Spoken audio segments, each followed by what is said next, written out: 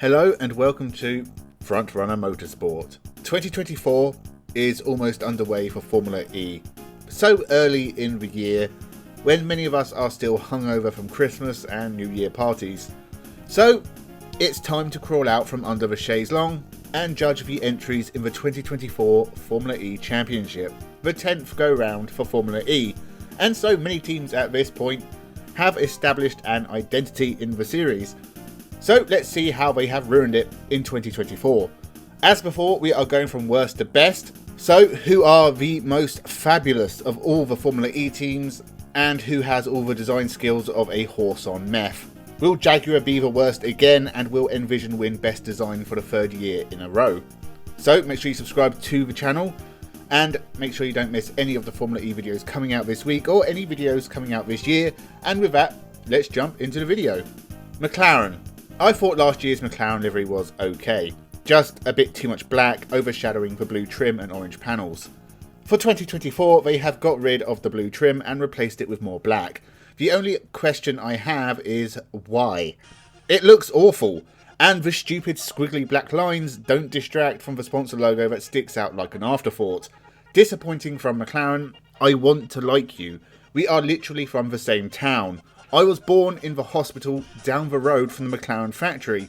But that's this car's problem. It's a car that symbolises Woking. Want to know what Woking is like? Even I don't live there. I absolutely hate this livery. The worst of 2024. And it's only January. Andretti. Being last year's champions, you'd think Andretti would want a livery worthy of a champion. A few modifications to their by-the-numbers red and white livery would have been plenty, maybe some purple or gold trim, or maybe something worthy of Formula 1. Instead, we get this entirely bland red and white design with a blue V line round the top. It is so boring I forget what it looks like instantly after seeing it, so I'm going to pretend it's a better livery, covered in gravy.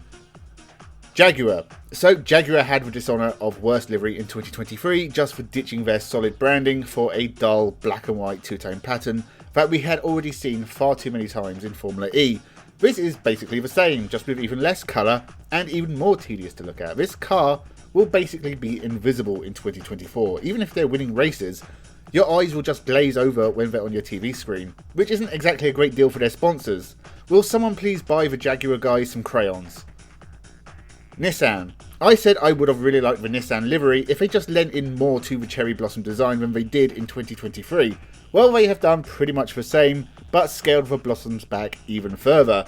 So what we have is yet another boring looking red and white car that has a hint of what could have been a really standout classic design.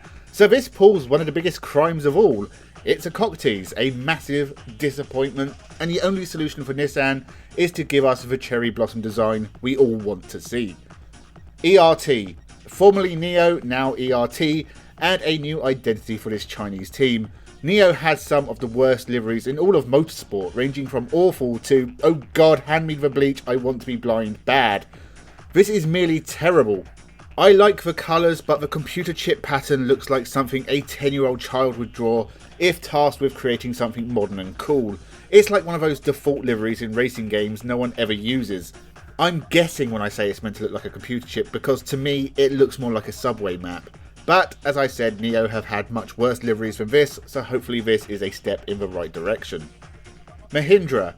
I didn't like last year's Mahindra because it was a weak imitation of Techeetah's style of livery. I like this one more than I liked last year's, but I still don't like it all that much. The silvery colour in the middle looks very sleek and modern, but the red either side just makes it look like it's turning to stone. They were rocking a black and white livery in pre-season, and I don't like that livery either, so maybe I'm just hard to please, but I thought that looked neater than this stainless steel slab of a livery. Apt Cupra. As far as I can tell, it is completely identical to last year, and so it still remains okay. Not the worst livery on the grid, but nowhere near the best. Porsche. Also identical to last year, so Porsche and Apt have made very little changes to the designs of their cars. I didn't expect much from Porsche, seeing as they changed slightly last year. It's still very businesslike. I feel like this is what an AI would vomit up if you typed in typical Porsche livery. Maserati. Not all that different from last year, and I do still like it, but I have to question the pale bronze splash at the back corners of the cars. It doesn't ruin this livery, but I would have chosen a different colour. I do still like the shade of blue, and I like the white line going down the car instead of carrying on across. I think it looks a bit neater than last year's. But this would have been a serious contender for best Formula E livery in 2024 if it just had something other than a splash of pale bronze at the back. A picture of a pineapple maybe. Envision. Pretty much identical to last year, and that is not a bad thing because last year's Envision was one of the best looking cars to launch in the entirety of 2023. A bit more of a stylish airbox this time round and a climate change message on the side. That is on brand at least. I like it a lot, and even a year on, it's still one of my favourite liveries in Formula E. DS Pensky. So, still the classic gold and black from last year, but much better. Way better, in fact. The gold looks a lot shinier, but if it looks like that on race day, I'll eat all the gold I have. It's similar to last year, but with more gold than black this time round, and in this field of dull, business-like cars, it really stands out. A great effort from DS Pensky, and colours worthy of former champions Jean-Eric Vergne and Stoffel van Dorn. I look forward to seeing this one out on the track. It is my favourite Formula E livery of 2024. So they are all the Formula E 2024 or Season 10 liveries, listed from worst to best. A difficult year to judge because, if I'm honest, I don't really like any of them. Only the top 3 really stand out, and they're all similar to last year, and only ERT have made big changes from 2023, which makes sense for them because they have rebranded. In 2025, I am laying down a challenge to all of these teams to make some big changes. And if I have that kind of power, I'll be standing in the general election and I will be your Prime Minister, if you live in the UK. Let me know your thoughts down below. Do you agree, or more likely, do you disagree? Make sure you subscribe to the channel. Thank you very much for watching, and have a good one.